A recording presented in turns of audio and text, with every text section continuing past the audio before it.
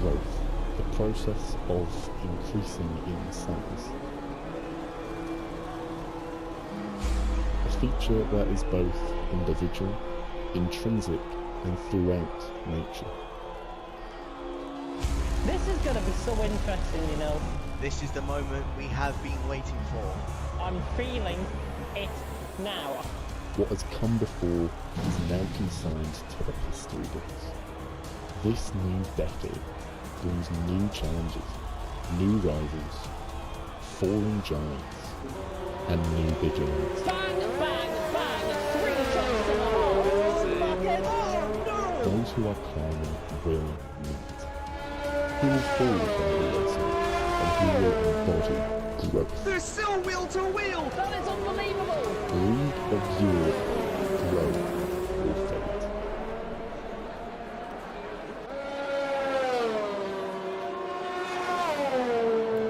Good afternoon, ladies and gentlemen, mothers, fathers, daughters, sons, brothers and sisters. This is the League of Europe season number 2, round number 4, here at the wonderful Sochi Autodrome for the PC side. My name is King Kodiak and I'll be one of your commentators throughout this evening's race. So joining me in the box this time and hopefully for the season moving forward is a man I'm very much looking forward to working with. Guten Abend, mein Freund. It is Badgerman. Yes, good evening, everyone. Good evening, obviously, to you as well, Kodiak. It is the Russian Grand Prix, the Sochi Autodrome, 5.848 kilometers long, and we're going to have 27 laps of racing later on. But first, we got 15 minutes left in qualifying. That we do. We've got a full grid. We have some new names that have joined us since the first few rounds. Moritz, of course, having a pretty comfortable lead up front. Having not failed to be on the podium once in the rounds that have led to this point, winning on the first one and being second twice. 3 races, 3 different winners, which is always nice for us to see. So let us see then how we get on with tonight's collection. Let's see who we have got on board with us tonight. We have got Black Panther just coming over the line to start a hot lap. We have got Exy in the Red Bull coming to the end of his out lap. As you can see, almost everybody is out on track. Panos Speedy out there in the Haas, looking to try and improve his form. He didn't finish last time out in Canada, so looking to have a better time out. Our championship leader, Moritz, is on his time lapse, at the back coming up to the back part of the circuit is Panos Speedy first to get that time on the board of 31.1. Mick Fry was the sole representative of the Ferrari team last time out and is with us once again. Vino 94 in the McLaren just coming out of the pit box to start his hot lap as Velo and Graham and Jake. Oh, and that's a new name as well. VSR Jake W takes on one of the Alpha Tauris. Is Jake a reserve? No, not according to my list here. So welcome to you. Glad to have some new names on the board. Velo, as mentioned, in the Mercedes, is in 4th in the championship at the moment, was 2nd in the first race, and has had 2 5th places since. A solid points from the Mercedes runner. Another one with that Merckx has got a time on the board in the Williams. Won last time out with the fastest lap after what was a thrilling race last time out in Canada. Good to see his name at the top of the tree. Can he do it again this time out? His teammate Kasu, wow, now that is a stonker. Currently fourth, a 30.5 on the board in the second Williams. Where did we find Kasu last time out? He came home in 7th, no look of it. So a bit of a mixed season so far, but only 3 races gone. Bryn, now that's a new name. He's taken on the Alfa Romeo. I wonder if that's... Now, I know Bryn Mike, and I wonder if that's him from the commentator as well. But welcome to you. We have got Sven in the second Mercedes. Does that mean... Hold on a minute. Hold on a moment. No, never mind. I'm getting my names muddled up. I had it in my head Sven was a reserve, but no, he's the second. He's always been the second Mercedes runner. Ignore me there. Ollie in the Renault, he's back with us. Welcome back to you. Lucky Finger in the second McLaren. Another new name, Mart Mania. Oh, that's a name I don't recognise at all. So welcome to you. He takes on the second Haas. Cupid in the Renault is jumping out of people's way, coming to the twisty part, the latter part of the lap. Snaybold has taken on the other Ferrari. That's a name I don't recognise. So welcome to you. Sniper was this in the second Force India. Again, knew I'd do that. In the second Racing Point, he hasn't come out. And J. Cole, the organiser on the PC side here at LOE, out on his first time lap of that lot, Mr. Austin. Anyone there you particularly recognise? Anyone you're keeping an eye on? I mean, there are two drivers, the two new ones that you mentioned, Jake W. and Ella Bryn, that I know quite well from the PS4 side of things, or at least Bryn I know. Jake I know because I have talked to him a couple times. Not that he came from the PlayStation side, as far as I can remember, but I've seen him race on the PC side before in other leagues, and he's a very quick one. And Bryn, it is in fact the Ivor Bryn. Is it Bryn Mike? Remember. Oh, I do. It is him. Bryn Yes. Mike. Excellent. It is. Yeah, it is him. And he's found some pace, I gotta say. He's racing on PlayStation now as PB Racing 77, so he's changing his names quite a bit, but it's still the same Bryn. Yeah, he's quite quick. Someone to look out for. And one thing to note about Mart Mania, he is new. He is in the second Haas today, but he is not in the second Haas forever. He is a reserve driver, filling in for E2, who finished third last week. He did indeed. I'm just making some slight adjustments here, ladies and gentlemen, because the game volume is rather loud. Apologies for that. I don't know why it's louder than it has been in previous weeks. So making a slight adjustment there.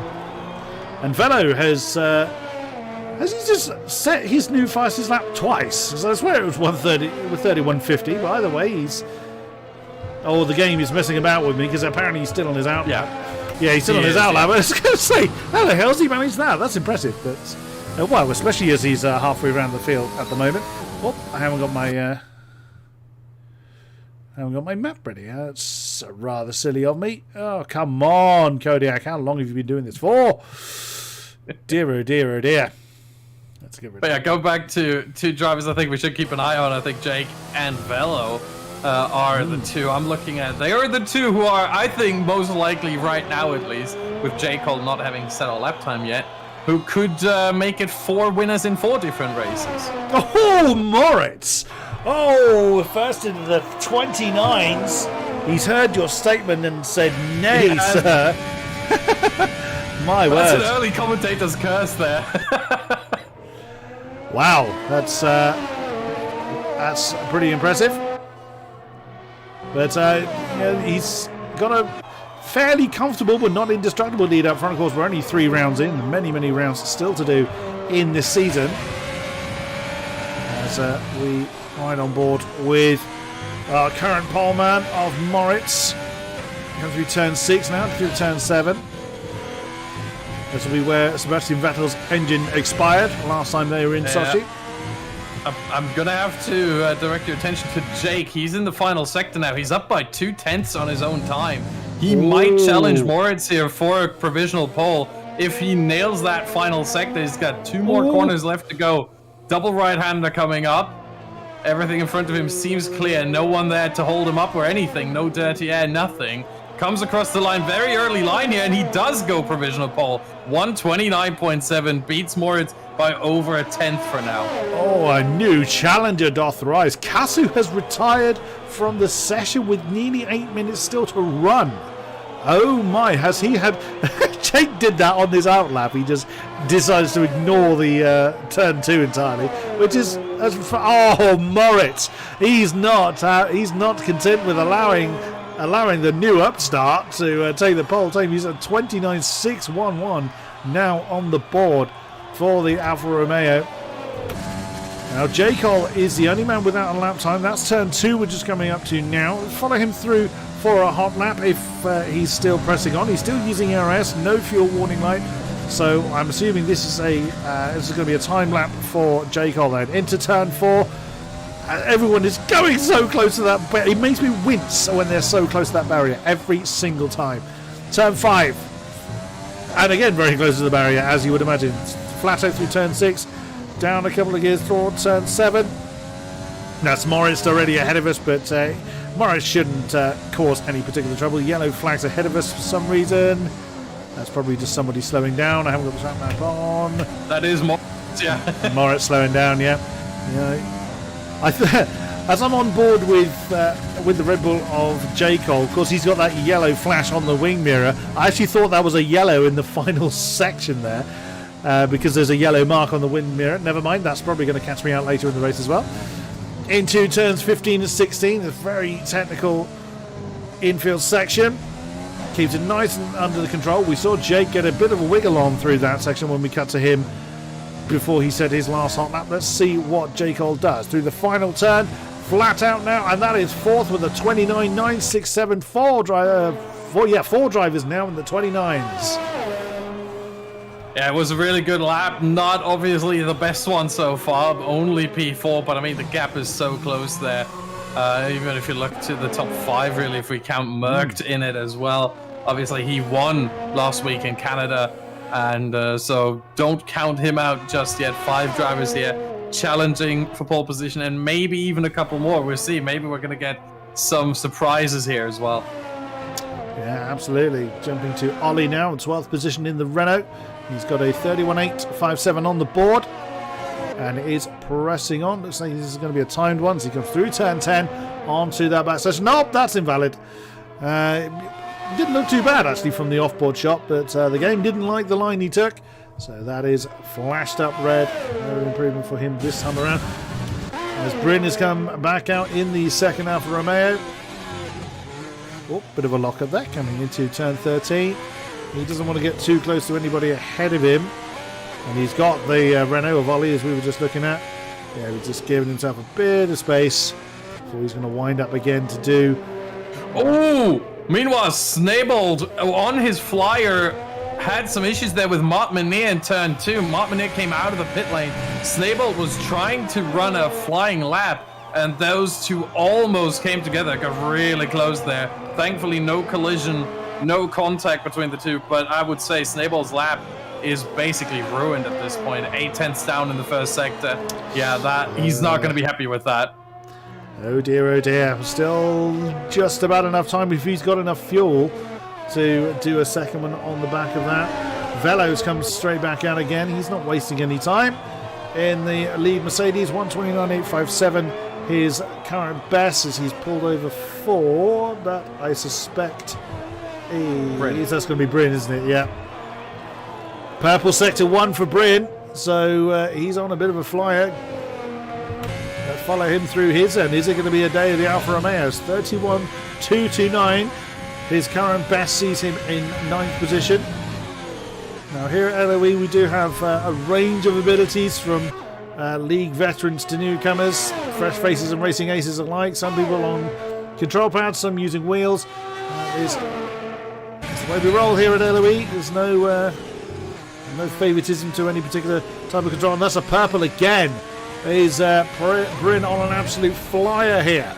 That's following through the remainder of the lap now as he comes through 13, 14, 15, 16. The car getting a little bit uncomfortable coming out of that section.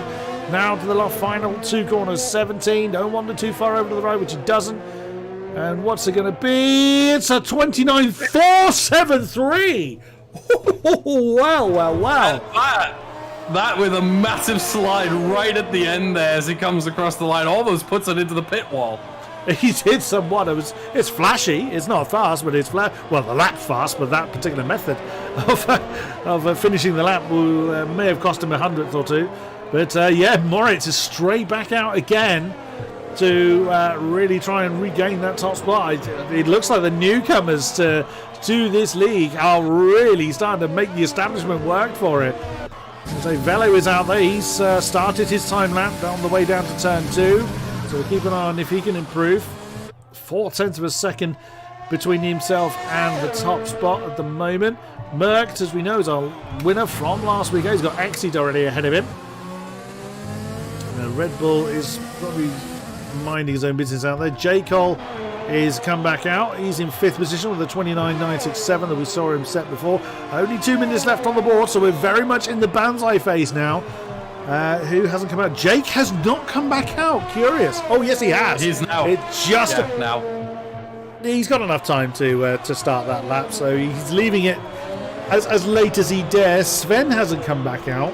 Yeah, he's going now. He's just left his pit, his garage. Oh, there he is. Yeah. He's still in the pit lane, but this could get a little bit too close for comfort. It's gonna be tight, isn't it? He's gonna have to hope he doesn't. Yeah, he's gonna have to hope he doesn't have trouble, because that is really getting close. I know the start finish line is literally you fall off the last corner and there it is, but Ollie's come back in, so the Renault is not going to do anymore, and Bryn is back in. He won't do anymore, of course, after just setting that amazing pole lap. Where are we? Velo's in 2nd. The Merc has crossed over the line. His fuel light's on, so he probably won't. Well, he won't have enough fuel to push on for another one. 29.569 for the Mercedes. Nicely done, Velo. That's a great work there. Merc, I think he's on his time lap. He's crossed the line. Who else is still out there? Exy has come back in. He will not do any more in this session. Ooh, I don't know where to look. It's fantastic. Yeah, there's a lot going on. A couple of cars on their outlaps right now, still coming towards the line. I'm trying to find the next one. Sniper Owens has invalidated. He needs to not hold up while Snakebolt's on his way in the pit lane, and so is Montmania. So they're all done for this session. Mick Fry, however, he's been running for a long time on these tires. This is his 5th lap on the soft tire, so he's gonna have, if he does make it into the top 10, he does have a very big disadvantage, but I don't think he will. No, 33.2, not even an improvement. As Sven is starting his lap, there's an Alfa Romeo behind. Was that Morris? Bryn's come back out on track again. Nothing stops him having a bit of practice. Oh, Sven, you better realise what's going on and get out of the way, because Morris is getting a big old amount of slipstream off of you. Sven is on a hot lap as well. He's allowed. Yeah, he doesn't have to get out of the way. Oh my God, Moritz is determined to make this lap work. I mean, that's going to compromise Sven, if nothing else. Now, I'm going to keep an eye on Morris to see if that big old amount of slipstream he had off the front straight. I mean, his fuel light is on, but he is using ERS, so I wonder whether he's going to try and push on to make this lap count.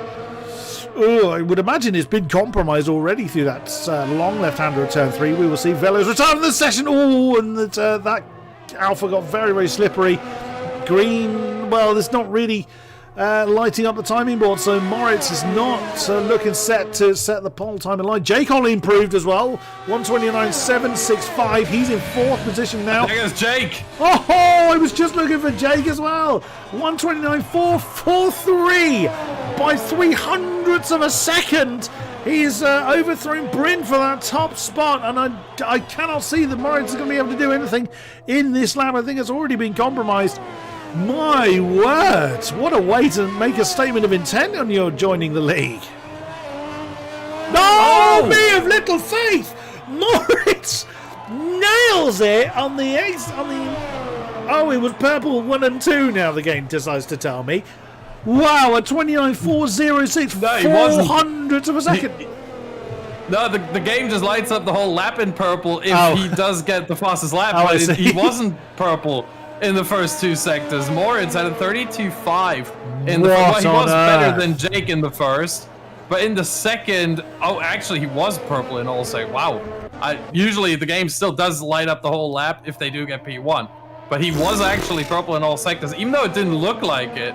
But he must have had a shocking final sector in his previous lap, because he gained so much. He gained about 2/10 there in the final sector compared to his previous best. That is a significant improvement, and ultimately it is what gets Moritz pole position, coming off 2 second places in Britain and Canada. Look at that, 3 drivers in 29.4. Now I know we have seen that a couple of times in this season so far, but 2 of them are new to this league. Oh, Moritz, I don't think you're going to be able to dance off into the sunset this time, good sir. Then it's Vela with a 29.5, J. Cole 29.7, Merc 29.8. Wow, that is close. Yeah, we have 6 drivers within less than half a second. I mean, if you want to talk about close, if you want to talk about competition, and this is a track that, at least in my experience, in the virtual world on F1 2020, always produces some great racing. So I'm very much looking forward to this one. You and me both, good sir. So it's Moritz again on the front row. Jake joins him this time. Bryn and Velo row 2. Jake on Merc row 3. Kasu and Panos on row 4. Exy and Black Panther row 5. Marmineer and Graham take row 6th. Sven and Ollie row 7. Lucky Finger and Vino row 8. Snowbolt and Sniper row 9. And McFry and Cupid round out the field. Oh my goodness me, everyone using the soft tyres, not entirely surprising. So let's see what the fields start on. Let's also look skywards. Also, as a reminder, we don't know what the weather is doing. We don't know if that's going to play a part in today's race. Same as we do. Oh dear, that's very grey. That might explain why McFry was running so long on his tyres. Oh my god, if we've got rain on a track like Sochi. Oh, yes, please. Oh my goodness, this could make things very, very interesting. It needs to be said here regarding the tires. Something that maybe is important for everyone watching right now. The soft tire lasts more than half the race. The medium tire lasts almost the whole race, 22 laps. You can take it a little bit longer if you're willing to take the risk of potentially, not necessarily, but potentially getting a puncture. And the hard tire can last more than the whole race at 30 laps. The race is 27 long, as the game now shows us. The same, by the way, is true for the full wet tire. If we do get to race to heavy rain conditions, the wet weather tire is going to last the whole race. Once they get on that tire, they can go to the end. Intermediates, 22 laps. So if it rains lightly past lap 5, they can also go the distance. I reckon we're on for rain this time. Now, I usually get that prediction wrong, and the reason why I think we're on for rain is everyone bar one is on the soft tyre. And Cupid's just confirmed, yes, it's rain for this race. Now, the rain obviously isn't here initially, because you can see everyone obviously on the soft tyres. It was clear the rain was going to be a factor, judging by the sky. To answer your question in chat there, KitKat, yes, the weather is... it's set to dynamic, so it would be true to what would normally go on. I mean, you're not going to have rain in the desert, for instance, but Russia knows how to deal with rain, etc., etc. Where you would find rain is where it will happen. It's still a bit of random element going on. So yes, we are going to have our first wet race of the season. It's already falling. Oh no, it's already falling. They haven't even got to the end of the... Yep, and you just saw Moritz's tail twitch then.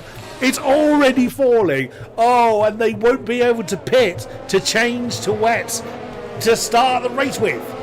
Oh, this is going to be fun. Yeah, I think we're going to see a lot of busyness out there in the pit lane at the end of lap 1. I think we're going to see at least 10 cars pull into the pit lane. Maybe someone is going to dare to double stack. It depends on how quickly the rain intensifies. If it stays like this for 2 to 3 laps, I think we will not see a lot of work going on in the pit lane. But if it keeps getting more and more very quickly, and this is a rather long lap at almost 6 kilometers, one of the longest tracks on the calendar, then I wouldn't be surprised if we see some pit stops very early on. I mean, at the end of lap 1. Right then, let's ride on board. Let's go with Bryn on the second row. The lights come on. We know how to do this. This is time to wind them up and let them go, and it's a steady start certainly for the front three, and I imagine there's lots of switching going on. Yeah, I can see somebody lagging around the Alfa Romeo side by side. Jake's had an absolutely cracking start, takes over the lead. Bryn is second. Looks like there's a very laggy Haas there. There's Morris. How the hell did he squeeze through that? Oh, big button with Bryn. Oh no, there's a Racing Point bit of front wing onto the infield, so someone is going to be pitting very, very quickly. There is Graham.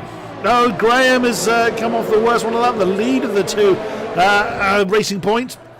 But Jake is your early leader in the Alpha Oh, Tauri. there's a crash. Stabled, Mick Fry and Vito in the very Oh, back. no. They all came together, the two Ferraris. The two Ferraris have hit each other and coming out of turn 4, and they've taken the McLaren Avino with them.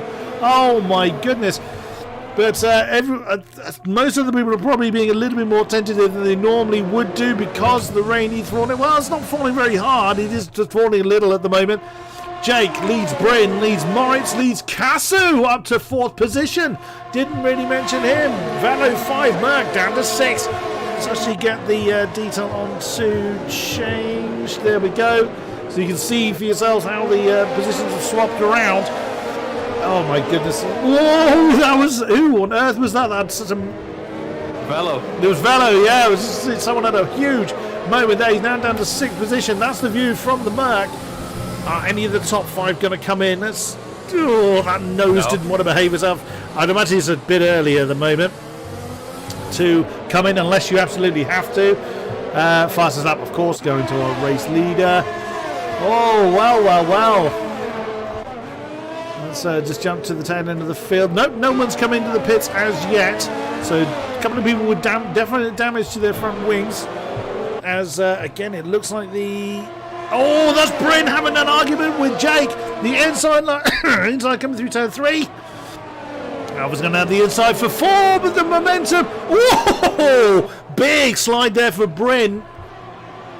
As the game can't decide where people are on my screen, but Jake has retaken that lead. Fixing itself. It is.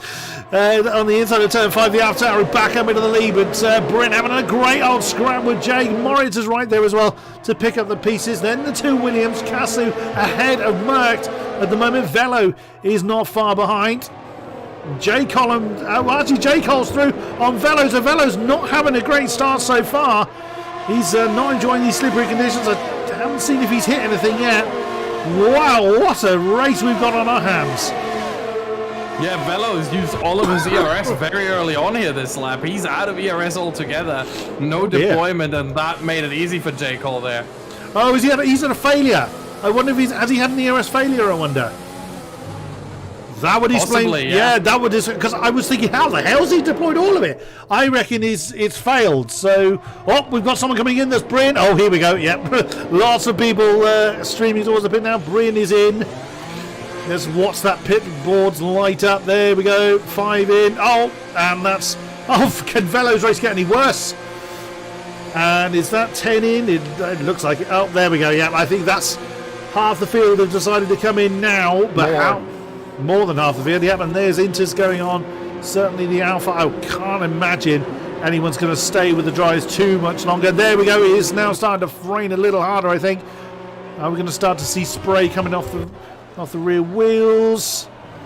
Not yet, but it's not going to be far away. Wow, that was tentative from Jake coming through turn 4. Moritz now up into 2nd position. Cassie right with him. Sven is now up to 4th position. Of course, the entire field can't all pit at the same time for obvious reasons. But, so... Whoa, Sven! Very, very deep into turn 5. Does avoid hitting the wall, but it's getting very, very tricky out there. But oh, Jake giving it the full Ken block going through turns 8 and 9. Nice. Oh no, Panos has had a connection problem. He's pitted. Well, he's been the lagging Haas. Ollie's around. Oh dear. So he's just gone on to the... he's lost the segment of front wing, so he's missing the end plate on the left-hand side of his front wing. So he's just gone on to those inter tires as well. Oh dear, I can't just understeer. He's lost more than just the end plate, and Panos is now disqualified for park. being parked at a dangerous location. That is what the disconnect is going to do. Yeah. Very, very unfortunate there. As Jake, Moritz, Kasu!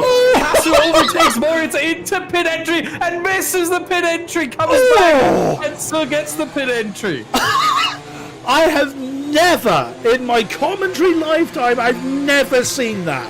Overtaking on the pit lane entrance. I don't know whether Moritz will be best pleased with that. I mean, that was ballsy by Kasu. I'll give him that. Someone's had their Weetabix for breakfast. My word. That was absolutely stunning.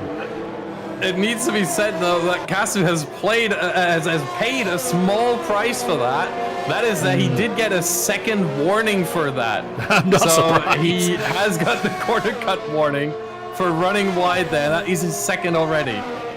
So Bryn is now in the lead. So I would assume that's everybody that's pitted now. Yes, it is. So everybody has been through the pits. Bryn leads Mercked now by nearly 4 seconds. So that's really paid off well for him. Jacol is up into third. Now Jacol's has been on the podium but regularly high up there. So Jacol's been doing pretty well. He's in third. Velo's up to fourth now. So he pitted earlier of the two Mercs. Jake, there he is in fifth position. Just saw him at the bottom of the shot. Martin Manier. Now we didn't really see a great deal of him during qualifying, but there he is up into sixth position with Kasu right on his tail. There's Moritz. That has gone horribly wrong for him. Down in eighth position, but plenty of time to make up that. But will these tyres, now you were saying, what were the Inters do, about 22 laps?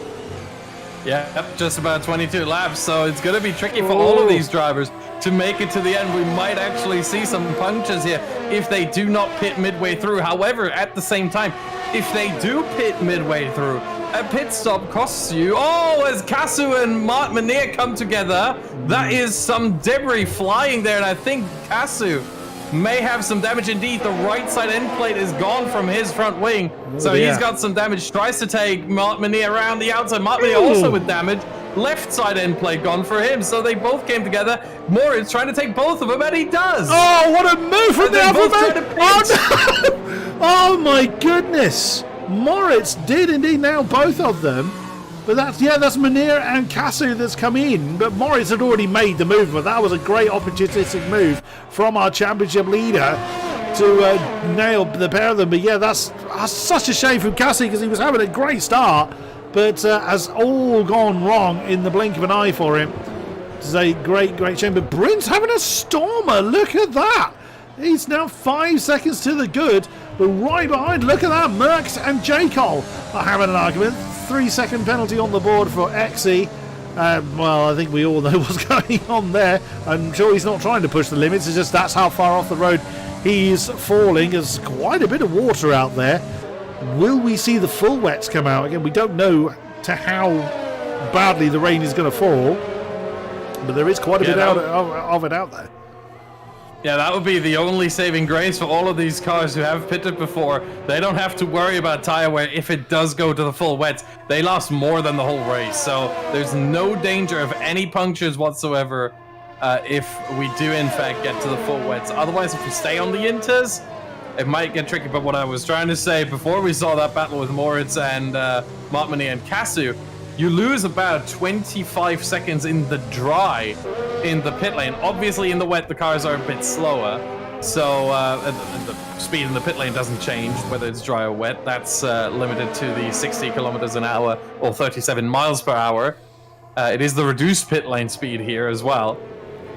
So you lose about, I would estimate, around 21, 22 seconds still in the pit lane for making a pit stop here. Yeah, so basically they may not bother pitting towards the end of the race if they're not going to make up the time lost. As we saw Kasu nearly headbutt the wall, having a huge oversteer moment through those turns. Sven and Lucky Finger are having their own fight for 9th position. The McLaren behind the Mercedes now. Sven's just taken that on the last few turns. The McLaren right on his tail. Also, that duo between Merckx and Jacol is very soon going to be a three-way battle, as Velo really has found his pace in these wet conditions and he's closing in on them.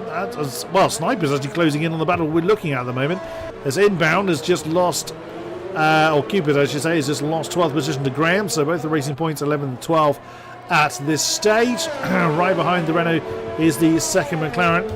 Jump to Velo, there he is, and wow, he is closing in pretty quickly on the two ahead, and there in the background is Jake, our pole sitter, so don't discount him, but Bryn, my word, that's a storming pace he's got up front. Now 7.6 seconds all on his own.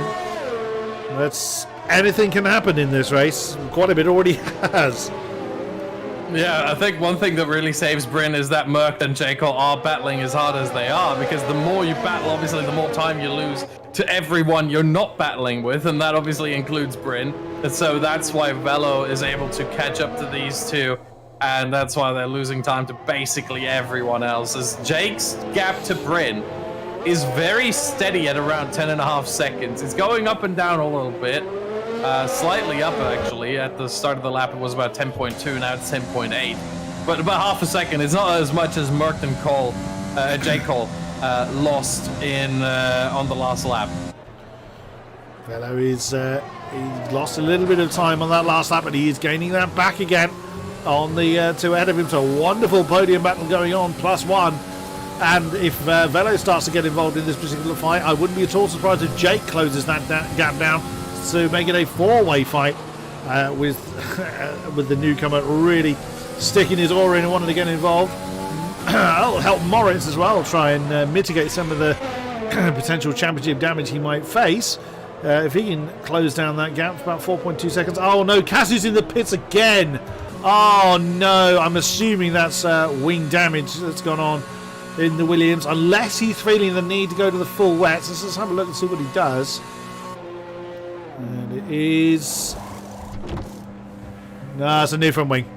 I didn't think it was wet enough for full wets. So Cassie's race is going from bad to disastrous.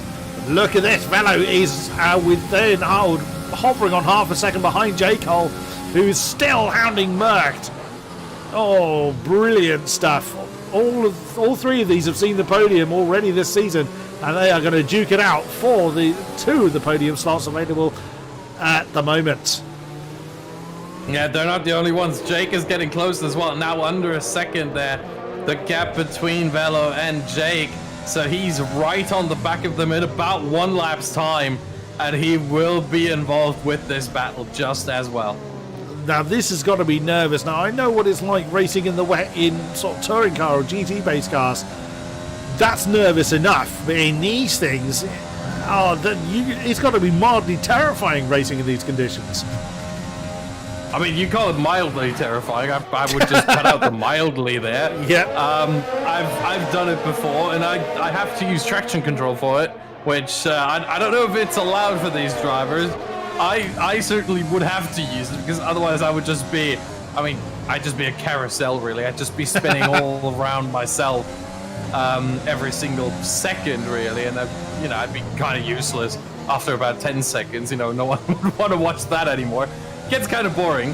But for these drivers to hold it on the track as much as they do it, as well as they do, we've only seen 3 penalties so far, when this track tends to be an absolute penalty fest because of how open it is in the corners, how much you can take liberties with the curbs.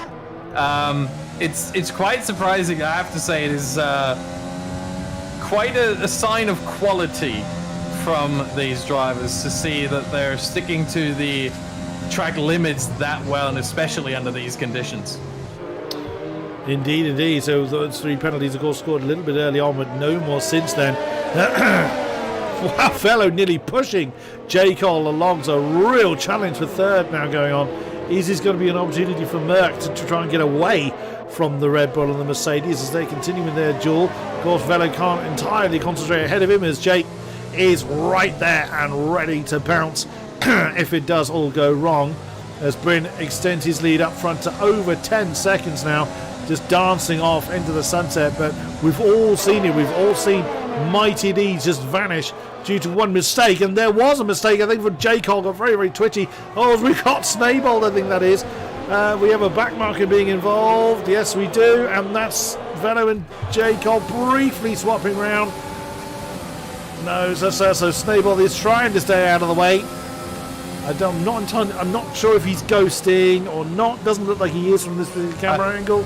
He is. Oh, he is. Oh, okay, fair enough. So that removes that particular obstacle. Although he's still feeling the need to get out of the spray, ghost or not, he still he won't negate the spray effect in his eyes.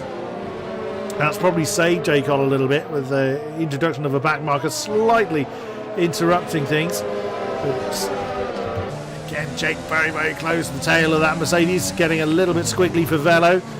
I think the rain is kind of steady. I don't think it's getting any worse. That kind of band, as you can see in the middle, where the rainwater's been dispersed, it certainly was. I think it's just staying steady. So the rain is not getting any worse. I'm sure the drivers are quite happy about that for the time being.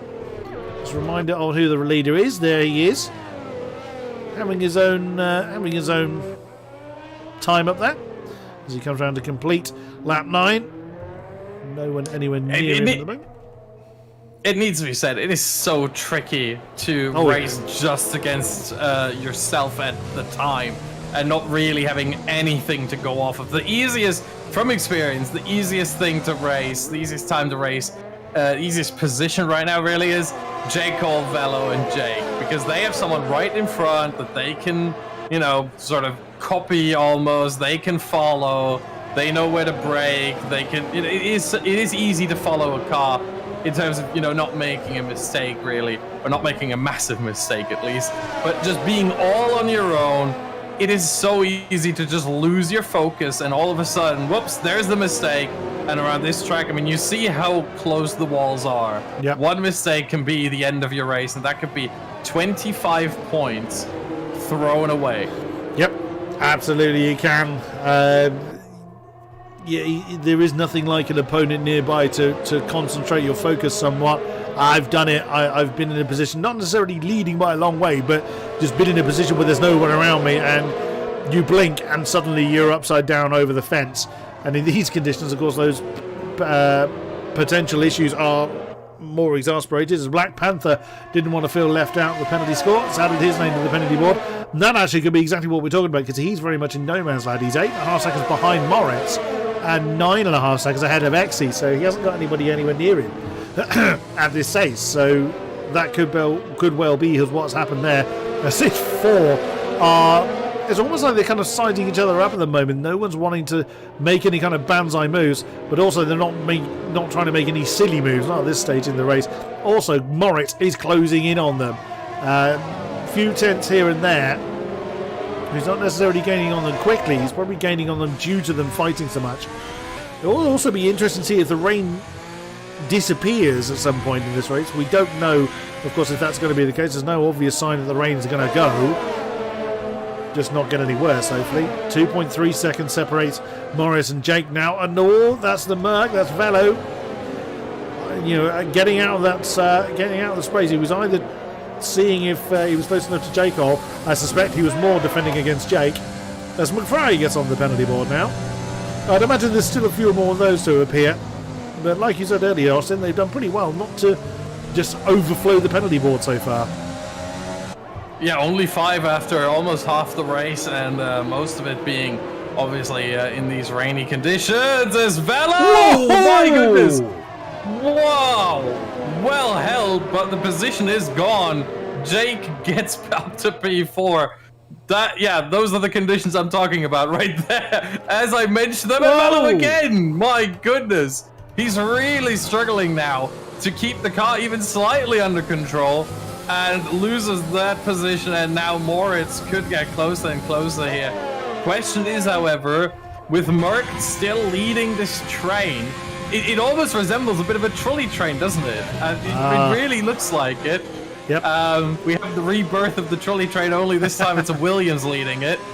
But it might be the Velo has a saving grace here as J. Cole now taking a wider line through the first part of that chicane, and Jake nope, not close enough to get a move on there. But I'm pretty sure Jake is going to try and capitalize on any mistake, just like he did with Velo, trying to get that position. Indeed, so Velo's closed that gap back down again. Now he's dragged Moritz with him, so it really is that second, third, fourth, fifth, and sixth in this fight now for essentially second place.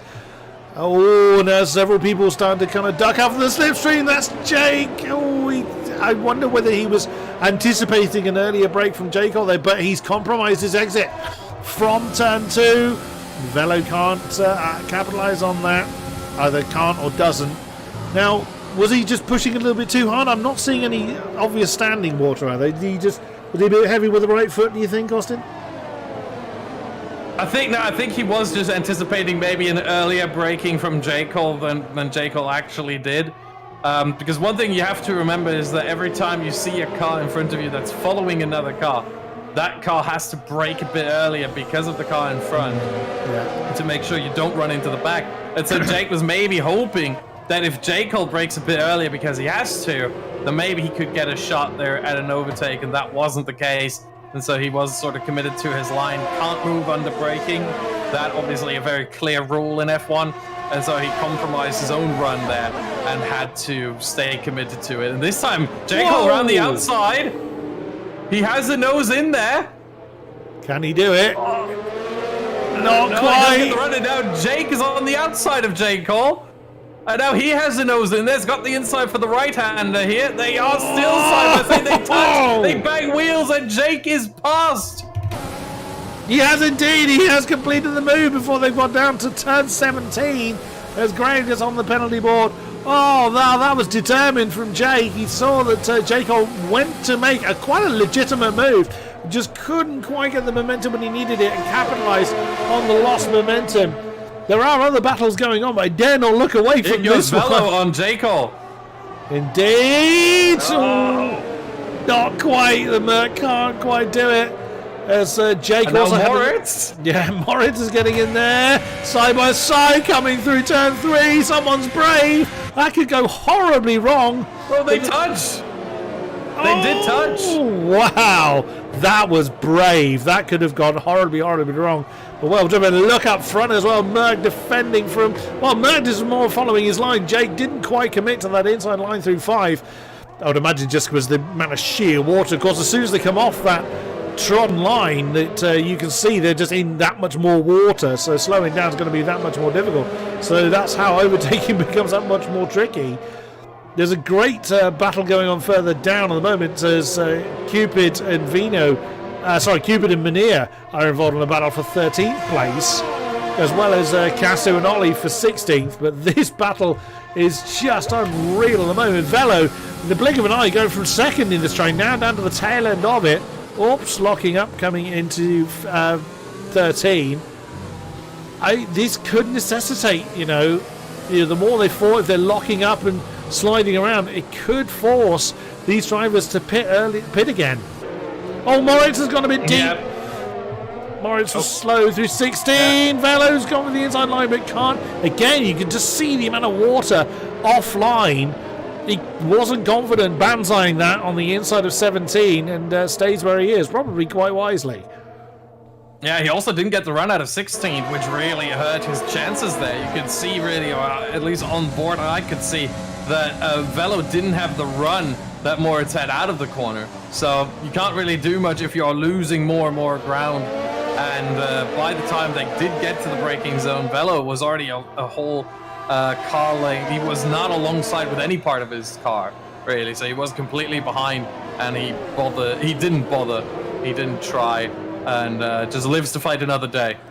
Jake has wrestled that second place from Merck on the inside line of turn 2. Now 21 second lead Bryn has as near enough a full pit stop of a lead he's got over this warring faction going on here. Now Jake has shown incredible pace all night long. He could potentially break away. He is starting to. You can see a bit of a gap forming now between himself and Merck. So it could be that he's just got the setup where he needs it to start to dance away. And there it is. It's nearly a second between Jake and Merck now, as Jake wants to resume his pressure on Merck for what is now third position. And wow, just Jake. His car has just settled. And in comes Bryn. Well, why not? He's got a full pit stop of a lead. He may as well just get some fresh boots on. He heard you. He heard you. You said he's got almost a whole pit stop in front. Now that Jake is passed, and Bryn obviously sees that on the timing screen, now that Jake is passed, I think now is the best time to do it. Yep. Because he knows that now someone might even try and catch him up. Jake is staying out. Bryn is making sure he's not going to get a puncture here. The question is, Jake is already passed. Where's Merck? Passed. Jaco, passed. Moritz, passed. And there goes Bryn ahead of Velo. Will get, moves on to the close. racing line under braking, but well done there. And now Bryn with better tires, look at that, immediately gets the run on Moritz. That is about as easy as it gets. I mean, you're not allowed to do that easily. I mean, that almost looked like team orders. It did very much. I don't think Moritz intended to let Bryn go. Whilst they are in the same team, it really is only shared pit boxes and uniform colours. With the way that obviously the pit the league entries have changed, even in the few races we've had, there's no kind of established teams going on, as several other people have also come into the pit lane. Whoa, wow. Bryn very, very close to the tail of Jacob with those brand new tail. Oh, wow. Oh, well, I would say it was the Moritz that had a big tank slapper as well. This Bryn trying it down the inside, later on the brakes, and that's what fresh intermediates can do. Later on the brakes, round the outside, and Jacob loses out on that one as Bryn gets the run. It is a great overtaking spot. Take the inside for the right-hander and then the outside for the left-hander, because you do get a better run and can complete the overtake later on. It is such a good overtaking spot there if you can just do it the right way, and Bryn just did. And now he's hunting after Mergt and then after Jake, and I think with these new tires, he should have an easy time with it. You would imagine so. And there we go on the inside of turn 1. Such was the pace advantage he had from the exit of the final turn through into second place for Bryn. Well, essentially, it's going to be race lead, because I cannot see that Jake's going to have enough with the pace that he's already shown getting up to the race lead. I cannot see that Jake's going to be able to fend off this monstrous pace from Bryn, but we will see. Yeah, and I have to say, for those of you who are watching right now, Bryn did not have DRS. This is raining conditions. I know it looked like he had DRS, but I can assure you he didn't, because that was remarkable. The amount of pace he had. He must be on a lower wing setup, more of a dry setup, but maybe compromised in other areas to adjust for the rainy conditions that they all knew were going to come. Or maybe it is a dry setup and it's just working that well. But either way, Moritz has pitted now, by the way, and so has Velo.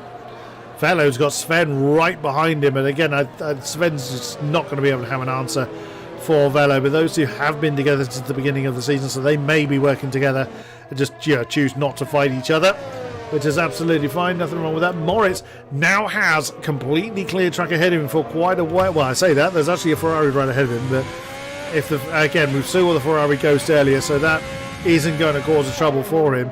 So Moritz has the opportunity to burn those fresh tyres down, but Bryn is right behind Jake. Now, this is going to be interesting. Jake's not come in. So, is Bryn going to lose any momentum? Probably not. He's likely just get into the slipstream. Overtake is on. ERS is turned up to 3. They're both using overtake. Oh, Jake's defending. Oh, well, it's on. Well, he's perfectly entitled to, obviously, but he's just not got the tyres on. There you go. Look at that.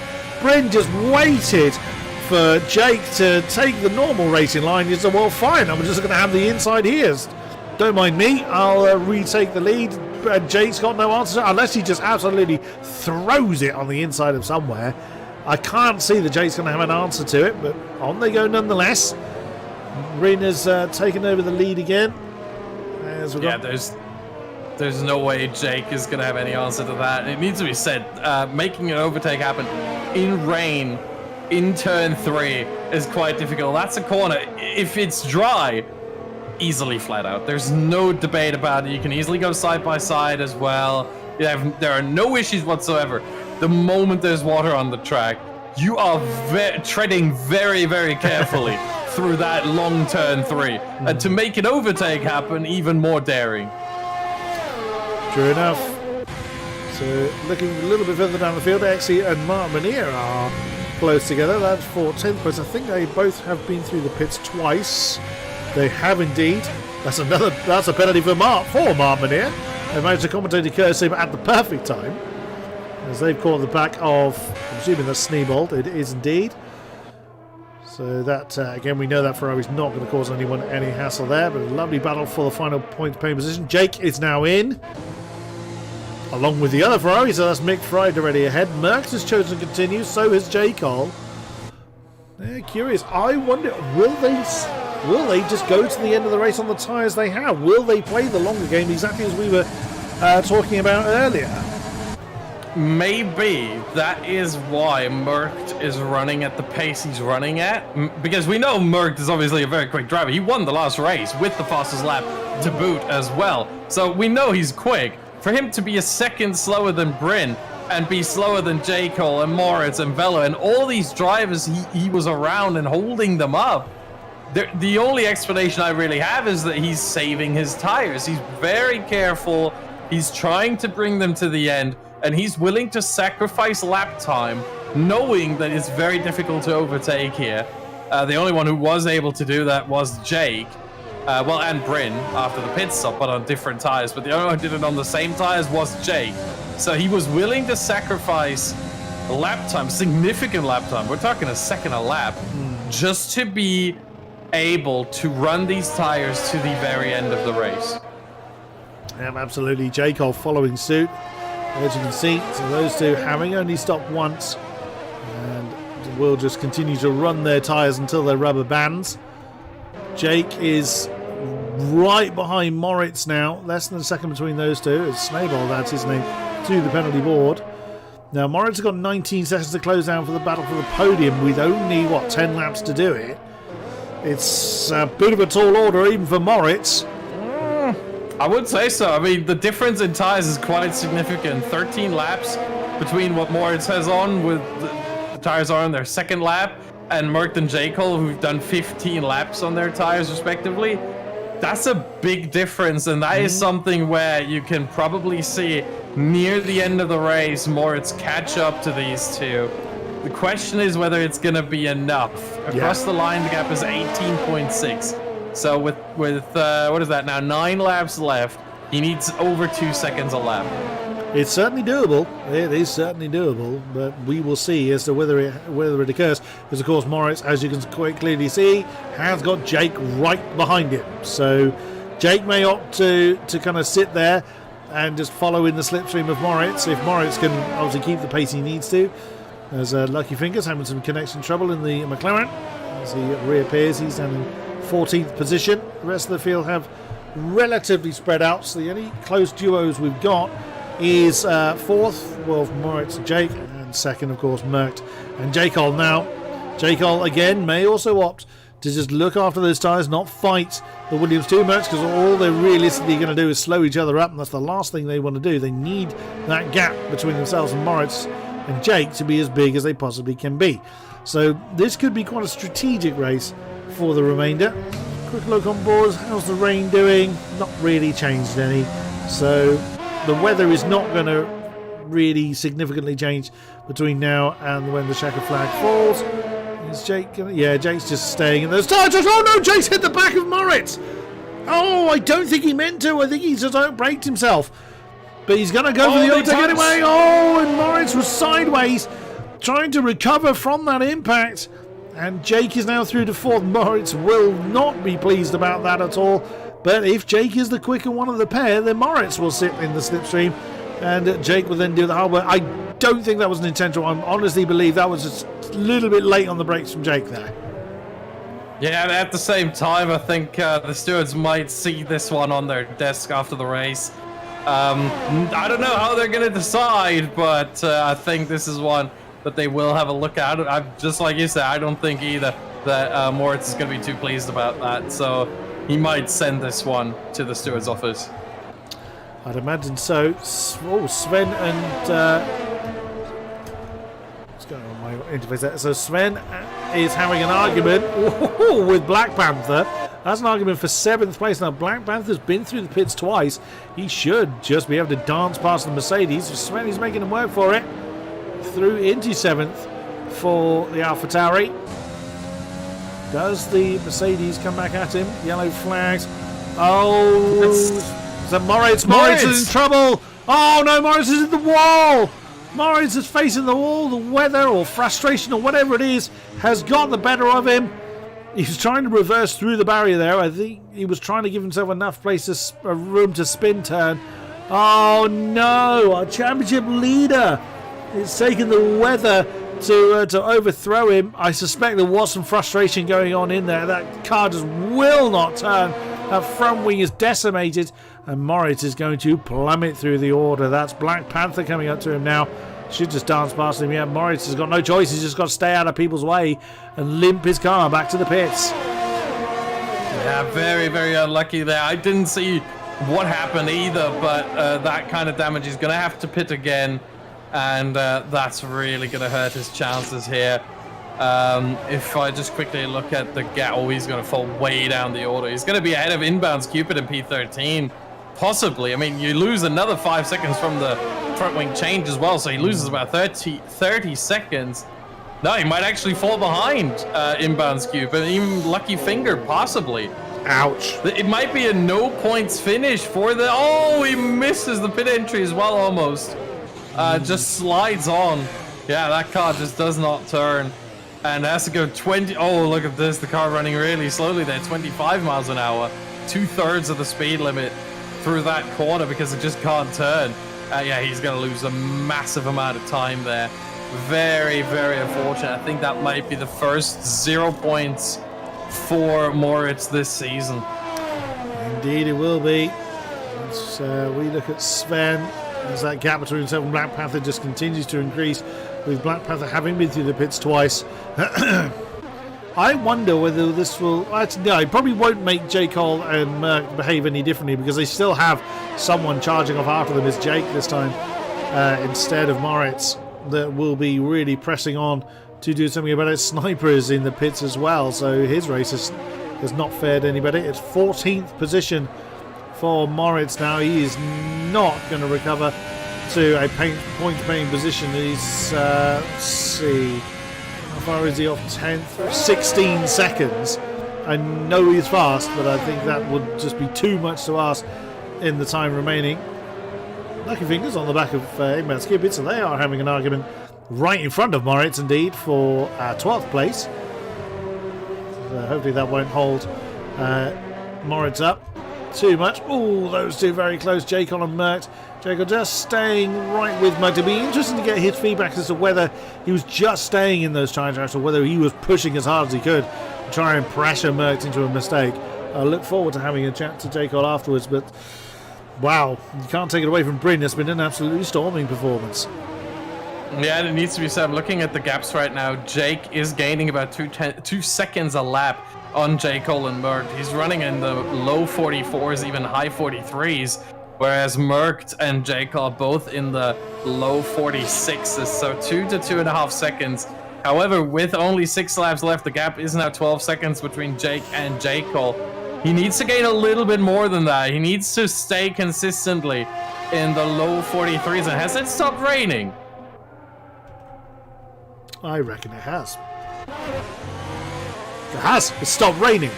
I wonder why Mart had come into the pits. Now, we don't know whether...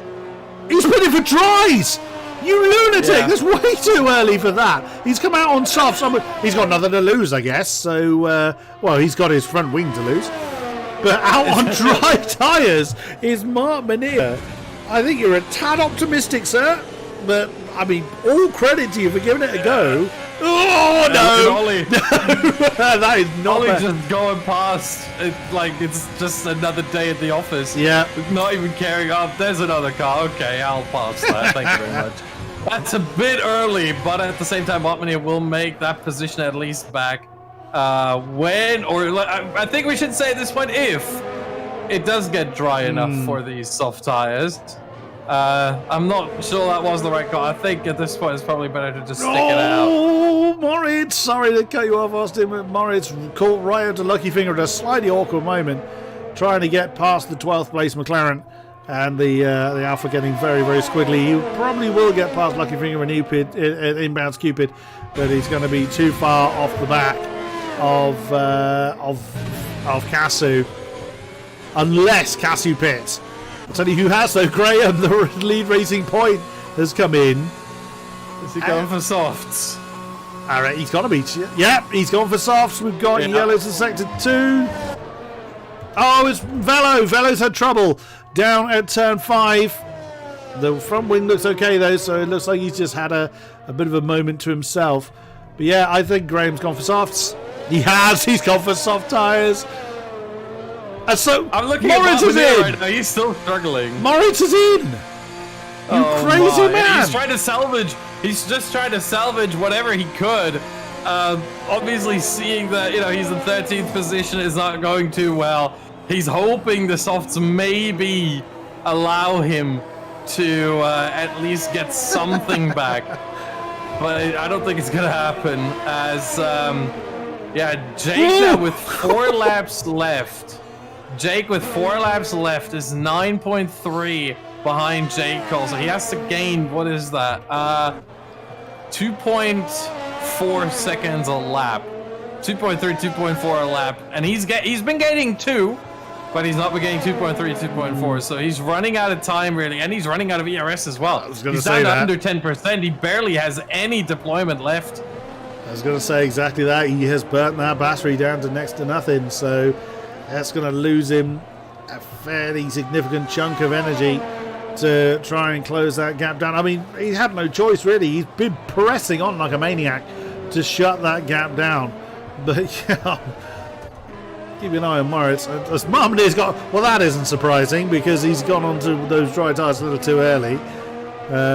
I'm stunned that Moritz has, but I guess Moritz has realised he was never going to catch the catch 10th place unless he tried something different, and he has. But the weather, that tail is just not behaving itself.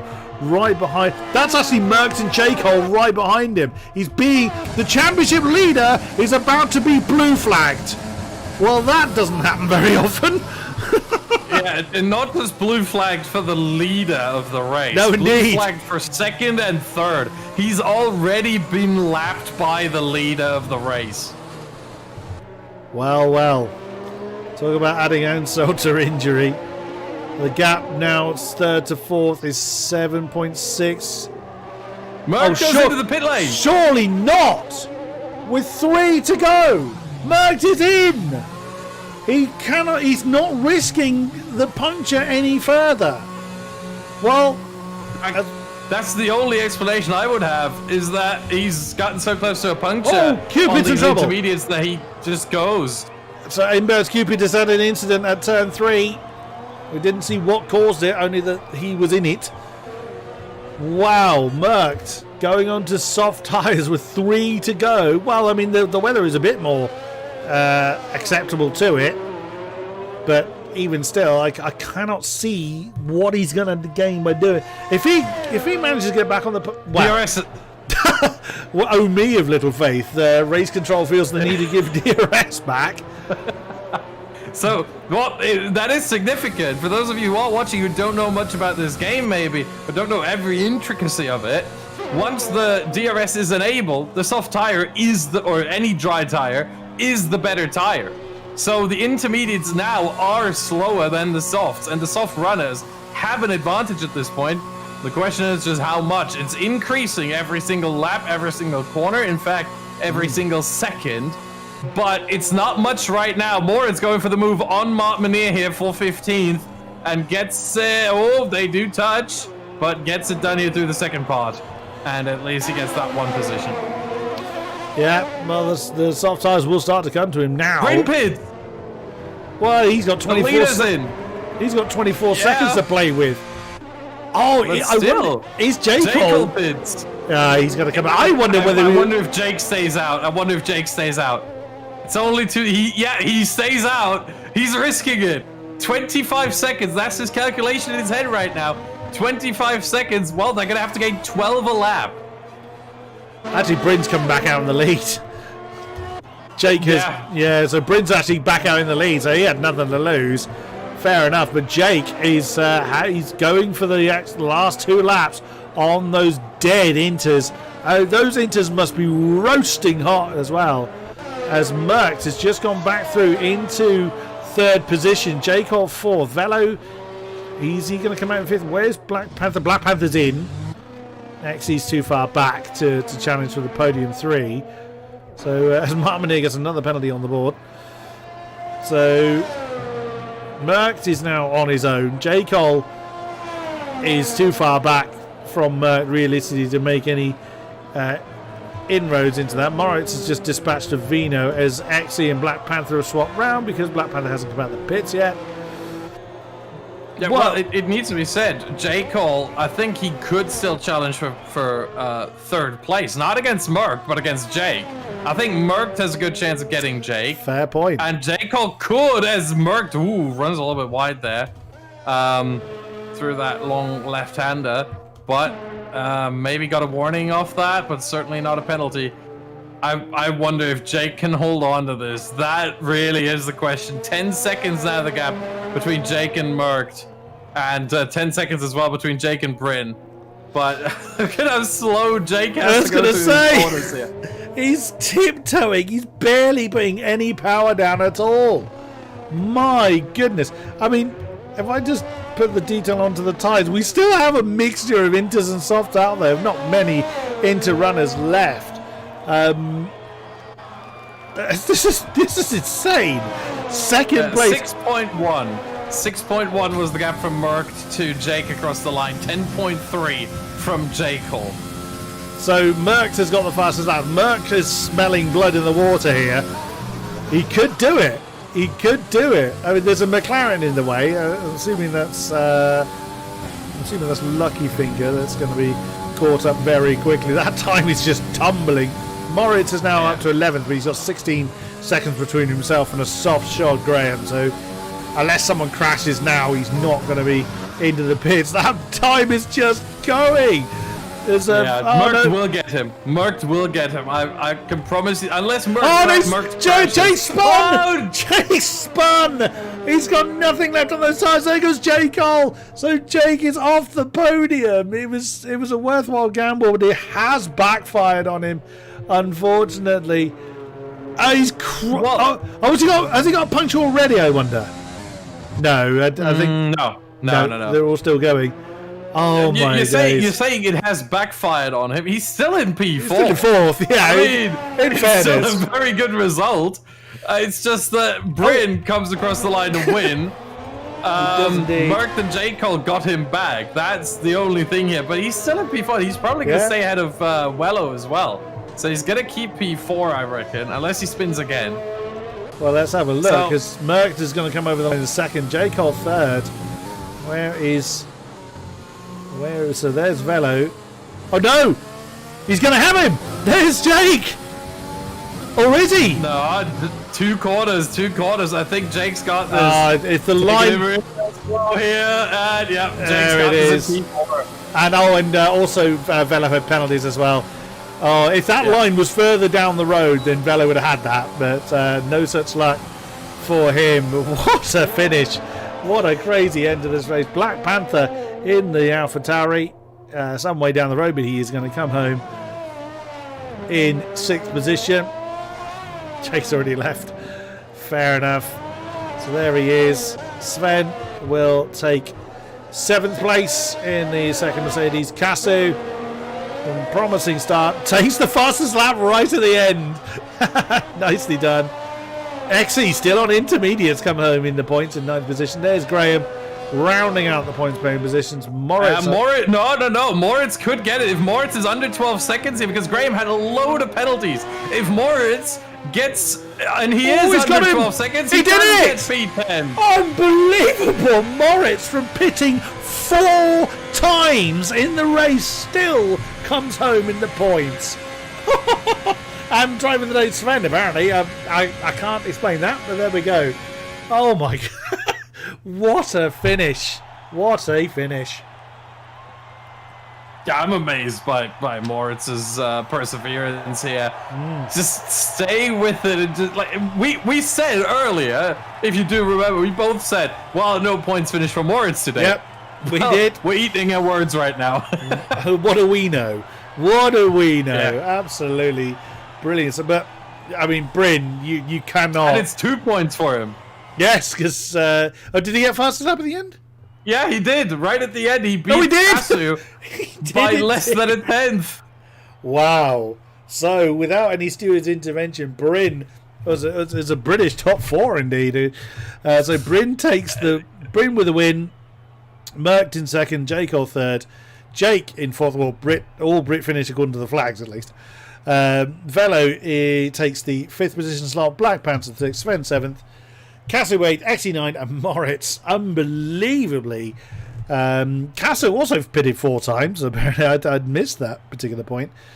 Moritz coming home, rounding out the points paying positions and the fastest lap of the race. Graham in 11th due to penalties. Ollie 12, Marmineer 13, Cupid 14, Vino 15th, Lucky Finger 16th, Sniper 17, Mick Fry 18, Snable 19. Sadly, we lost Panos due to a disconnection error earlier. Wow. Just Yeah, wow. it needs to be said. Kasu pitted for a new front wing twice, so that's why it was very early on. He did lap 5 and lap 7. So lap 4 he pitted for Inters. Lap 5 and lap 7 he pitted for a new front wing both times, and then obviously back to softs in lap 25. So that's why we That's- kind of missed it. And still finished in 8th. Wow, that's a great effort. In fairness, my word. So we'll wait for the drivers want to come and have a chat to us. They are perfectly welcome to. If not, they may well be kind of too fried after a race like that. But well, Austin, welcome to LOE.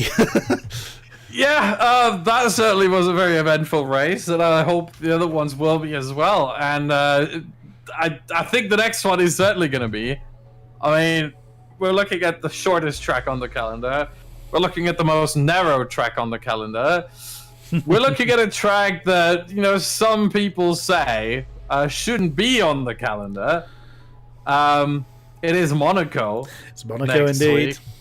And it's a track that I mean, first time I've raced on a Monaco in any racing game was probably back in the GT4 days in 2000. When did that game come out? 2005.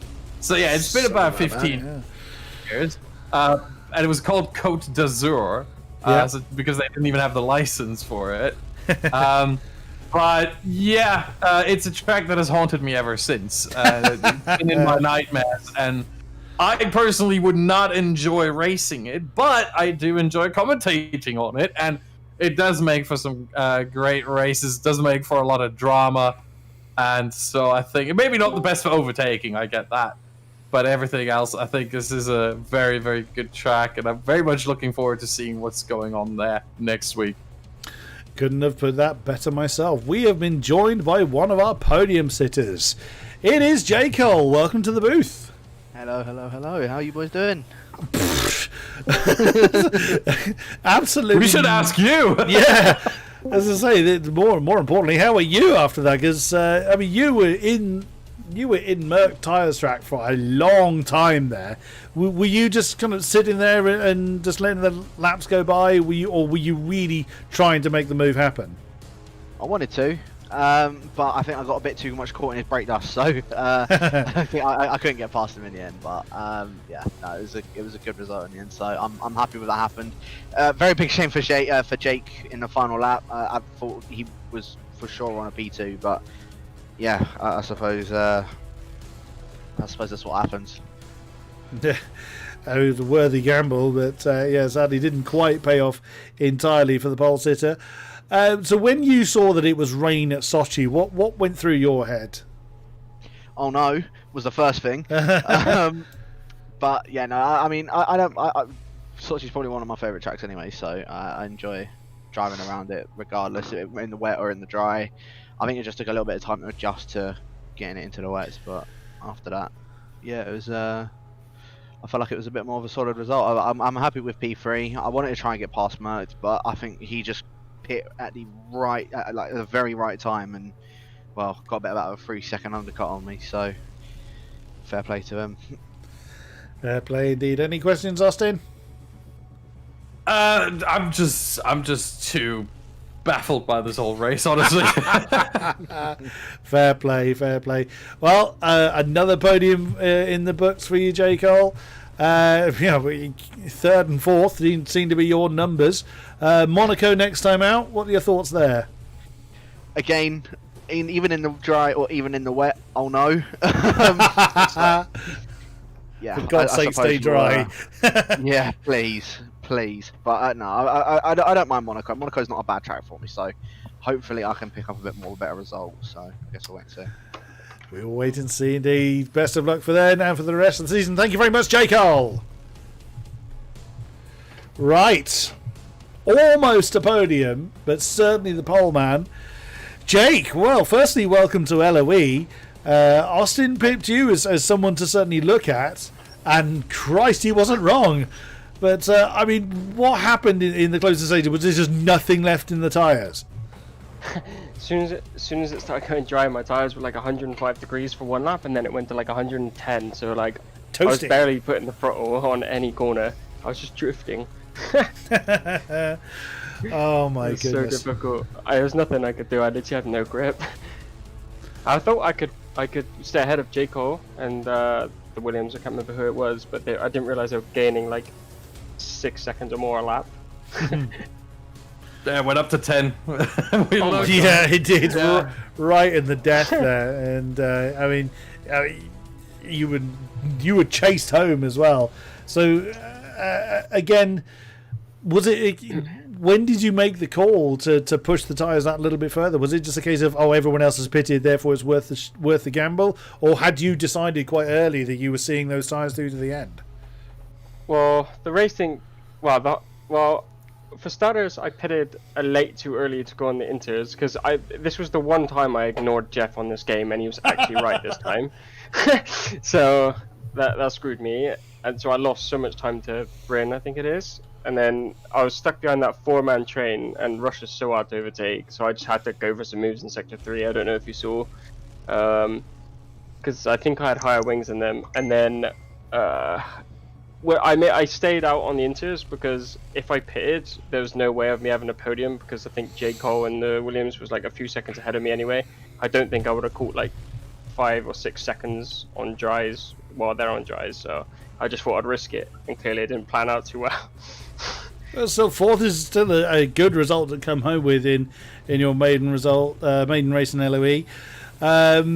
Monaco, is that a kind track to you?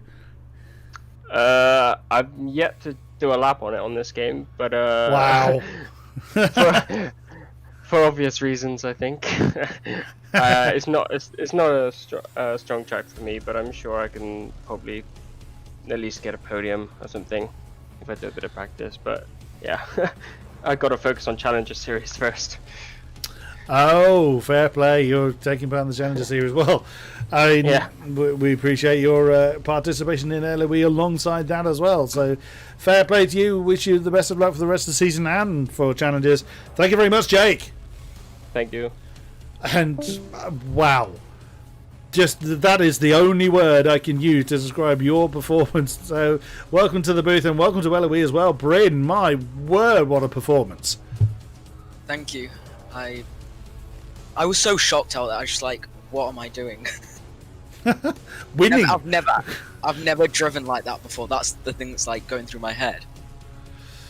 You were winning, sir. That's what you were doing. And oh wow! So is just Sochi one of those tracks that does well for you, or you did this, or was it just a case of the stars aligned, the moon was in the right position, and the zone was yours? As some of my people that I know from Leonis would say, I'm a merchant at Russia. I do kind of sweat it out. And I do like the track very much. Oh, fair play, fair play. But what about Monaco next time out? I don't think they'll have enough wings available for me. So you're not anticipating a repeat then? Oh no, definitely not. I think you'll be. What do you think, Austin? Is he being too modest, or what do you think? I don't know. As much as there are just some drivers that have one track where they just are really, really good at. They excel at that track. Bryn, I've seen you race before. I think you might be a bit too modest there. But I think we're going to look at you more closely now, and maybe that's going to ruin it then again. And we're commentators cursing you right now. Don't give me that curse. Do not give me that curse. No, I try not to, but I think I may have just done that. I'm so sorry. I will say, Bryn, you were the other driver that Badger particularly said he was going to keep an eye on, and it is very clear as to why from what we've seen tonight. We look forward to speaking to you again. We look forward to your season. Good luck with it. Thank you very much, Bryn. Thank you. And that is going to bring an end to tonight's festivities. Thank you very much to those that have been with us throughout the race. A great pleasure to have you on board. Thank you very much, the Badger Man, for joining me in the commentary watch. A great pleasure to have you alongside me, good sir. It was a great pleasure to have you alongside me as well, and to be able to join. And I'm very much looking forward to the next races, including, obviously, as mentioned before, Monaco next week. Yeah, you and me both very much looking forward to that. As we've alluded, same time, same place. Next time out is the narrow streets of Monaco. I think there will be a lot of discarded carbon fibre there. In the sim racing, guys, Monaco is always one to watch, so please join us then. Until then, thank you very much, and good night.